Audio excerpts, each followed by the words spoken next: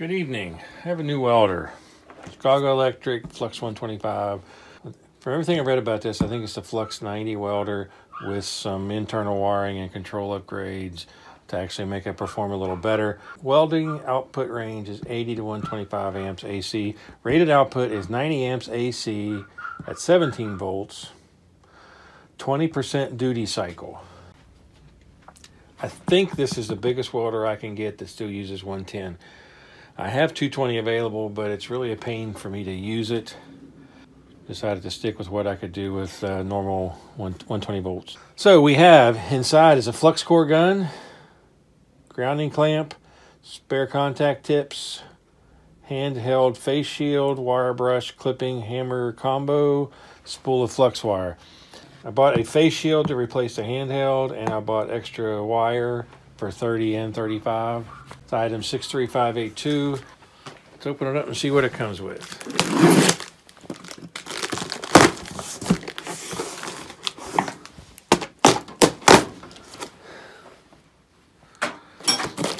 Supposedly everything you need is in here to weld, including how to. So let's give it a shot.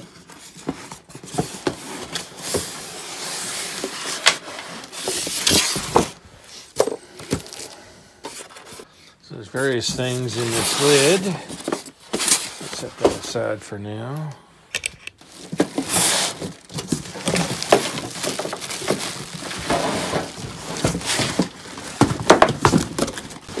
Okay, so here's the welder.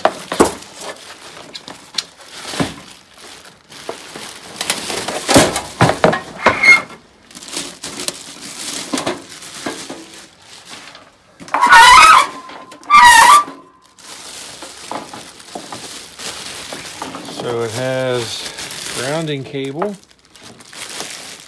power cable, and the welding.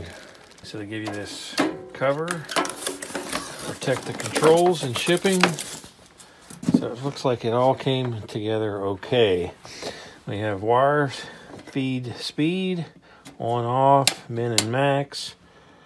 And that's pretty much it. There's the business end of the welder. Grounding cable with a fairly long cable. Theoretically, it should be as long as the feed. So we'll put that away. About a 6-foot power cord.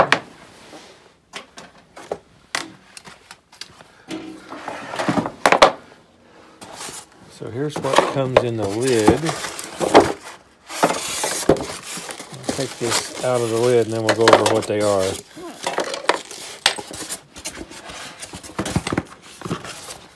I have a board I put over my table saw when I'm working on videos, and I turn the ugly side up. So if I welded on it, it wouldn't be the good side. So the small box is the shade.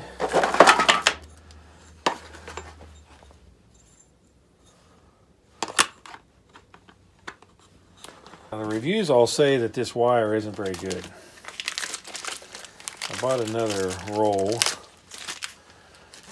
I remember correctly, it comes with a 030 wire diameter. I bought a 035 spool and a tip. That looks to be like a spare tip. And we have these two things. Oh my God, that is the brush. Oh my goodness. This is obviously a handle. Anytime I buy something from Harbor Freight, I keep the box for a couple of weeks in case I have to take it back. So I'll store this somewhere out of the way. My brother does welding and they're giving me a couple of welding helmets. So I'll end up using one of the ones he gave me. There's a manual with a quick start guide. Good weld, current too low, current too high, weld speed too fast, weld speed too slow, stick out too long. Wow, I actually like this. You can look at it, look at your weld, and look at this, tell you what's wrong. That's a plus for someone who's never welded. And here's the assemble face shield and cover. There's a release here. Let that go up. They continue to surprise me because on here, they've got all the specs. So your steel thickness, minimum, maximum, recommended wire speed for the two different gauges. The handle goes on. The handle has little grooves in the ends right here. And you see those grooves and this groove on the top. And you put it back here, you slide the steel cover into those grooves in the back. This will drop in the hole, pull it forward, and then it's mounted securely. And then this screw goes on. And the screws goes down in the handle right here. Unfortunately, the lighting in my shop is set up for videos, not necessarily inside the shop. It doesn't show it in the manual, it just shows a bolt, a screw that goes in there. This little packet is a nut, a washer, and a lock washer. So that has to go on the bottom of this. If they'd have threaded that hole, that would have been a little better, but I have a feeling putting a screw with a nut is cheaper than threading that hole in the manufacturing process. So I'll just tighten it on.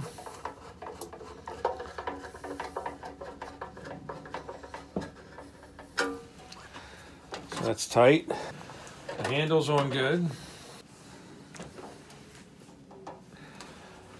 Okay, it shows you how to put the wire spool on.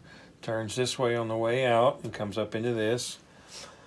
Place spool and thindle so it unwounds counterclockwise. Place top screw 1, 2, 3, 4. So it tells you everything you need to do.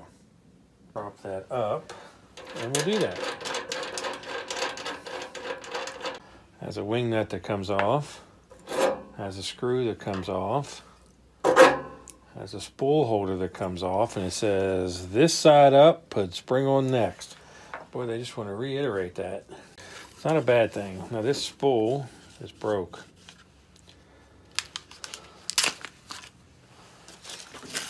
Put it on so it unwounds counterclockwise. So it would put it here, and it would come out this way. And goes in here. Oh, well that was bad. The reason that happened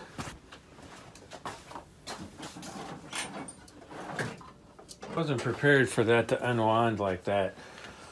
And the reason why is I needed to let go of this to go get pliers.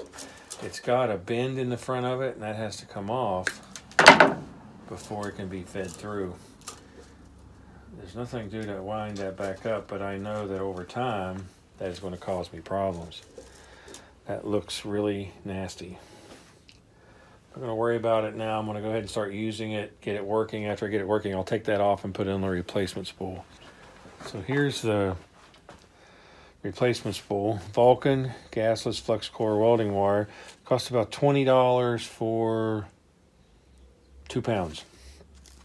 And Vulcan products at the store are not eligible for the 20 off coupons. So if you find this on sale, that's probably the best price you're going to get. But I'll get it working with this. I know it's going to be a problem. We'll go ahead and just use it as is. I have a feeling I'll get a lot of comments for saying I'll use it like it is.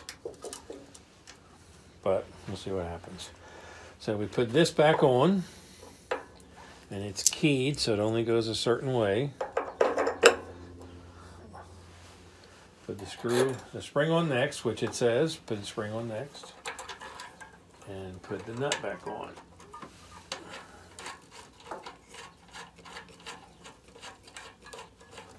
Okay, so you can tighten that too much. It has to be kept tight enough that it's going to provide some resistance. So before you do this, you got to turn it off and unplug it. This knob is the feed tensioner, counterclockwise to loosen enough to pull it up releasing tension. So what happens is you release this and it flips up, and that'll allow this to pull out. Excellent.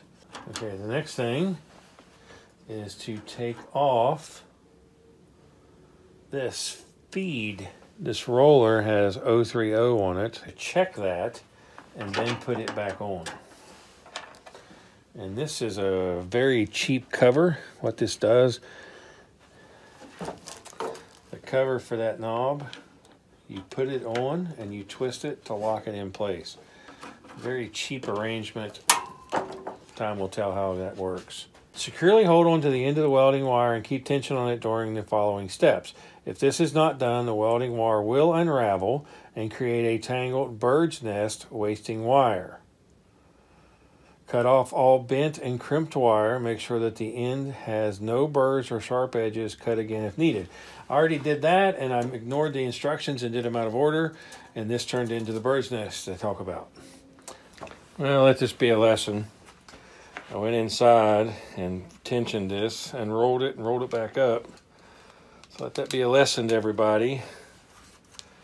Keep tension on the wire while you're putting it together, so you don't get the wrap. This top piece cover is keyed, so it only goes on here one way. So then the spring and the knob. This won't spin.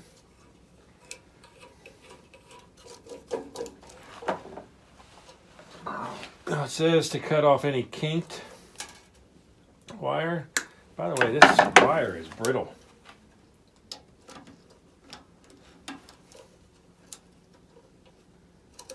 Okay, that's still got a kink in it. I figured I'd go ahead and learn on this spool that everybody says to get rid of. Okay, so what I'm doing, I want to keep tension back here. So take this wire and feed in the end of this, and as you feed it in, it'll come out right here. And then as it comes through, there's another hole right here that has to go into. And what I was doing was taking this wire, grabbing it with these pliers and pushing it through. Now, to keep tension on that, you can put this back on, tighten it up.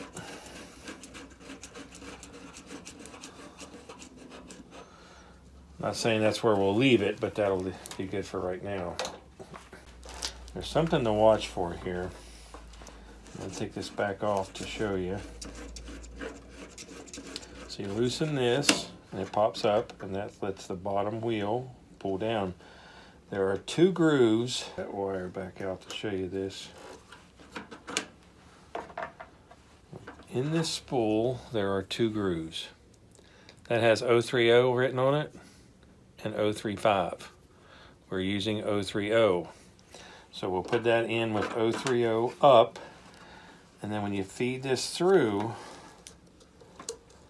there's two grooves in the side of this, and you have to be sure it's feeding in the top one. So that's the 030 groove. So when I close this, I'll push down on that wire enough to get it in that groove, and that'll be what spools it at the right speed. Okay, I did not have that right. As long as I keep tension on this, I can let go of this wire. I need something to push that down with. It's only right that I use the cheap free Pittsburgh screwdrivers. So I'll go back here and hold the wire in, take the tensioner up,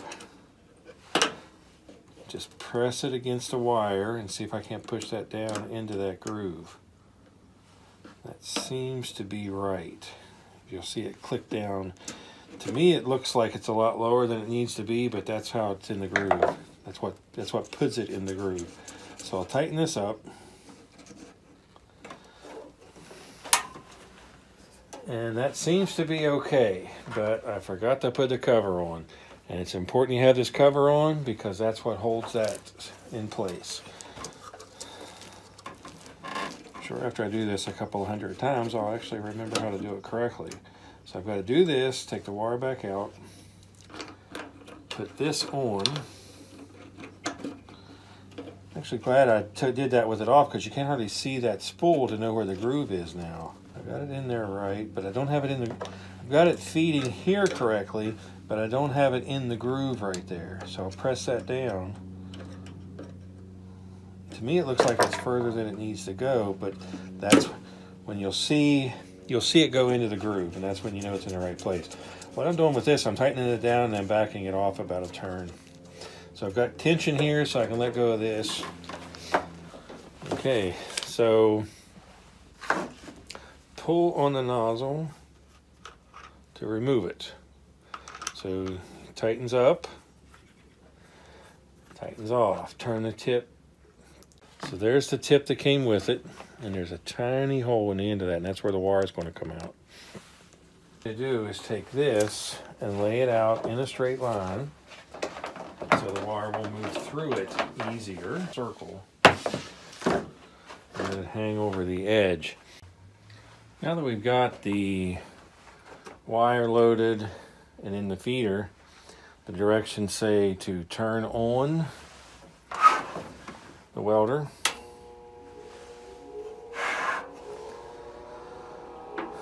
and hold the handle away from everything and start feeding.